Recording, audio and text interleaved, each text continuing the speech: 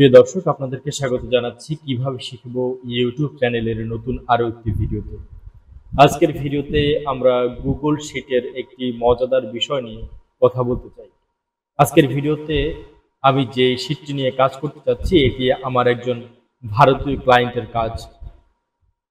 আমার ক্লায়েন্ট আমার কাছে খুব সাধারণ একটি স্প্রেডশিট তৈরি করে দিতে বলছেন গুগল শিটের মাধ্যমে। তো এইখানে উনি যেটা বলেছেন সেটা হচ্ছে যে এই যে ডেটের যে সেলটা রয়েছে এই সেলের মধ্যে উনি এমন কিছু করে দিতে বলেছেন যেন তাকে প্রত্যেকদিন ডেট না লিখতে হয়। সেজন্য ক্যালেন্ডার থেকে পিক করে তারপরে তার নির্দিষ্ট ডেটটি এখানে বসাতে পারেন এবং এখানে তিনি চান যে এই ডেটের বাইরে অন্য কোনো কিছু তিনি ইনপুট করতে চান না বা লেখা যাতে না যায় সেইভাবে করে দিচ্ছেন।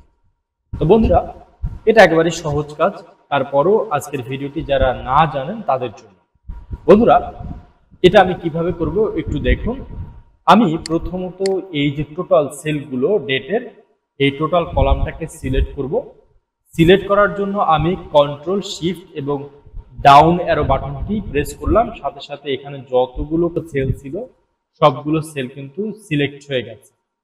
তো এই টোটাল সেলগুলো বা একটা কলাম সিলেক্টেড থাকা অবস্থায় অথবা আপনি যতটুকুর মধ্যে এইভাবে ডেট ইনপুট করতে চান ঠিক ততটুকু আপনি এখানে সিলেক্ট করবেন।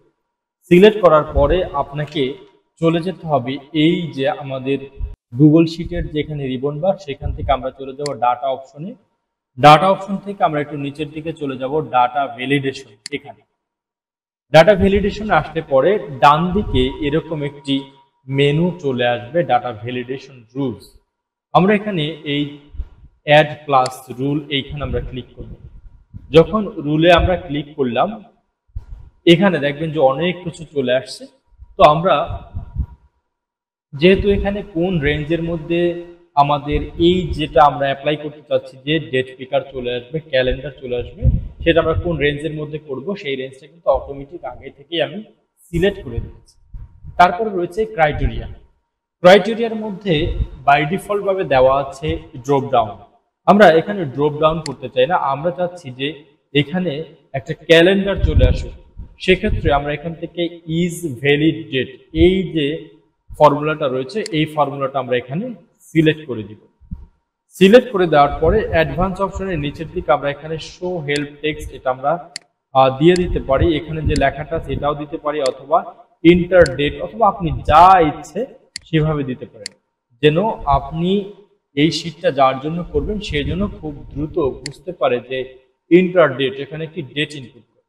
এবং এখানে বলা হয়েছে যদি আমার ডাটাটা ইনভ্যালিড হয় তাহলে এখানে কি হবে, show warning reject the input. আমি এখানে শো ওয়ার্নিংও রাখতে পারি অথবা রিজেক্ট দ্য ইনপুট, অর্থাৎ আমি যে এটা ডেটের বাইরে বা আমি যে ডাটাটা ঢুকাবো সেই ডাটাটা যদি কন্ডিশন থেকে আলাদা হয় সেক্ষেত্রে এটা ইনভ্যালিড ডাটা হিসেবে ধরবে এবং এখানে ওয়ার্নিং দিবে নাকি রিজেক্ট করে দিবে। আমি এখানে রিজেক্ট করে দিলাম এবং ডান করে দিলাম। ব্যাস, আমার কাজ কিন্তু শেষ। এবার আমি আমার শিটের উপরের দিকে আসলাম। এখন এই ডেটের কলামের মধ্যে আমি যে কোনো সেলে যদি ডাবল ক্লিক করি আমার সামনে কিন্তু এরকম একটি ক্যালেন্ডার চলে আসবে।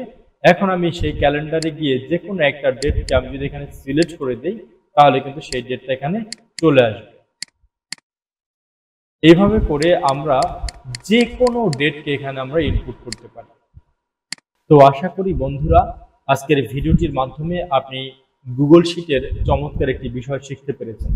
যদি আজকের ভিডিওটি থেকে আপনি এই চমৎকার ভিডিওটি নতুন আঙ্গিকে শিখতে পারেন সেক্ষেত্রে আমি আপনার কাছে রিকোয়েস্ট করব যে এই ভিডিওটিতে একটি লাইক দিবেন, আপনার সুন্দর একটি মতামত এই ভিডিওর কমেন্ট বক্সে দিয়ে যাবেন। আর আপনি যদি আমাদের চ্যানেলে নতুন হয়ে থাকেন তাহলে অবশ্যই চ্যানেলটিকে সাবস্ক্রাইব করে পাশে থাকা যে বেল আইকনটি রয়েছে সেটিকে অন করে দিবেন। পরবর্তীতে কিভাবে শিখবো ইউটিউব চ্যানেলের নতুন নতুন ভিডিও দেখার আশা রেখে এখানেই শেষ করছি।